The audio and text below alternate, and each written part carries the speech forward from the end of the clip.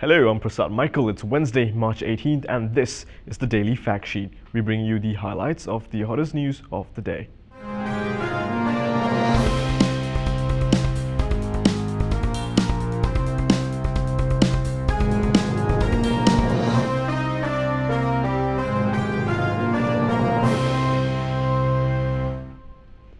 PKR Rafizi Ramli continues to look at the government's acquisition of a new executive jet under a microscope.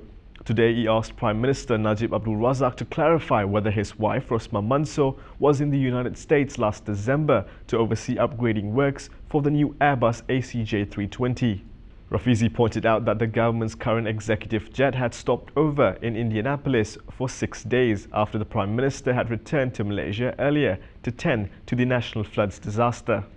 Kelantan Menteri Besar Ahmad Yaakob has described opponents of a bill to amend the Sharia Criminal Code as heathens. In tabling the bill at the Kelantan State Assembly today, he said critics had claimed that the enactment was cruel and inhumane. Ahmad also assured that the law would not be applied on non-Muslims. MCA must sever ties with Umno if the party endorses the Kelantan state government's move to implement Hudud law, according to party leader Gan Peng Siu. Gan, who is the chairperson of MCA's Sharia Law and Policy Implementation Special Task Force, said such a scenario would compel MCA to act. He said he would invite other component parties to break away from Umno as well. If Umno push for that, this is the tipping point and bottom line of MCA. And then MCA, if I would have the say, I would invite the rest of the component parties to break away from Umno. And because the consensus of nation building has been broken, MCA has a historical duty to do the necessary.